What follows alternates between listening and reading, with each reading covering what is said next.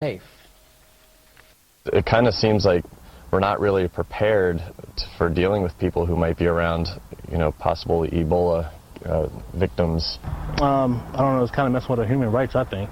I understand precautionary, but that's to the extreme. Now, according to doctors at Northern Maine Medical Center in Fort Kent, Hickox is already about a week into the quarantine period, which is set to end on November 10th. Particularly as it relates to travelers and healthcare workers returning to Maine from West Africa. Every step that we are taking to prepare and plan for our response to Ebola is to protect the health of Maine people. As part of the worldwide response to the outbreak, there are health workers from our country that are doing brave work by traveling to the afflicted countries to assist in battling the outbreak.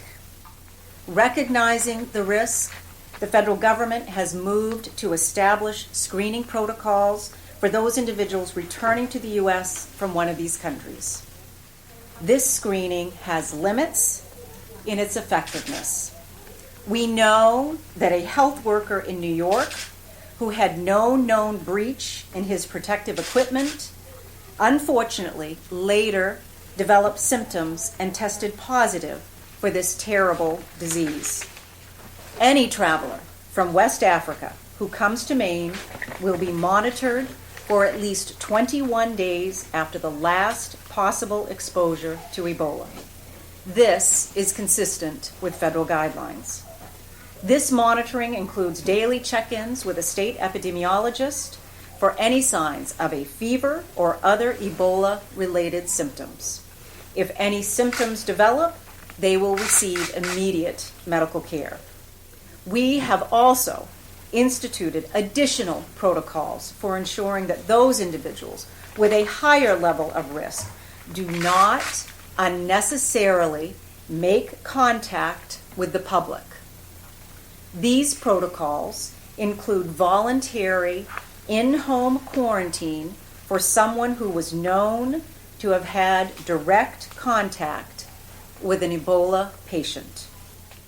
If an individual who came in direct contact with an Ebola patient has returned to Maine and is not willing to avoid public contact and stay in their home voluntarily during the period they are at some risk, we will take additional measures and pursue appropriate authority to ensure they make no public contact. For any individual who must stay at home for a period of time for this reason, we will do all that we can to make sure that the person has everything necessary to be comfortable and receive the care that is needed. We believe this is a common sense approach to minimize the risk to the health for the people of the state of Maine. If we do, then we're just putting another barrier on somebody who's already doing really important work on our behalf. One of those workers, Nurse Kaci Hickox, at the center of this battle, first kept in isolation in New Jersey after returning from Africa. She's now back in her home state of Maine, and she joins us now by Skype, along with her lawyer here in the studio, Steven Hyman. Thank you both for joining us. And Kaci, let me begin with you first. How are you feeling? I know your last contact with an Ebola patient was back in October 21st. That's correct. I feel absolutely great. I think I've mentioned before I felt great since I've arrived, except for being maybe a bit sleep deprived after all of this. But I am completely symptom free and really happy to be back in my home in Fort Kent. And we know that the state of Maine would like you to abide by a voluntary quarantine until the 21 days have passed, but you say you're not going to do it. You know, I remain really concerned by these mandatory quarantine policies from aid workers. I think we're just only adding to stigmatization that, again, is not based on science or evidence. And if these restrictions are not removed for me from the state of Maine by tomorrow morning, Thursday morning, I will go to court to attain my freedom. And your lawyer, Steven Hyman, is right here. She says you're going to go to court. But what if the state moves to enforce this quarantine? Well, Well, that's what they have to do. They actually have to move to enforce it. And the standard is, does Kaci have an infectious disease or agent? Is she harboring an infection? The answer is no. Medically, there is no basis to quarantine Kaci at this point in time. And every doctor, there is no medical science that says she should be quarantined. None. But Kaci, do you understand the concern people have, and what do you say to those who might be concerned that those coming back, those healthcare workers coming back from Africa, could spread Ebola?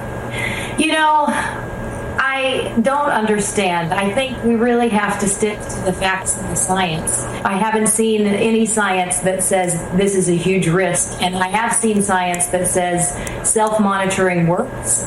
And self-monitoring is a humane, understandable, prudent solution. And just to be clear, as you've been self-monitoring throughout this, you said you don't have any symptoms. You've never shown a fever, never shown any other symptoms of Ebola? I have been completely asymptomatic since I've been here. I know there were reports that I had a fever after having been detained for over 3 hours at the Newark airport. I believe that the forehead scanner used to take that temperature was completely inaccurate. I didn't take any anti-fever medicines while at the airport, and when I arrived in the isolation facility, they took my temperature by an oral thermometer, and it was completely normal. Would you go back and serve in Africa again? Absolutely. I, in fact, plan on doing so. Okay, Kaci Hickox, Steven Hyman, thanks very much for your time this morning.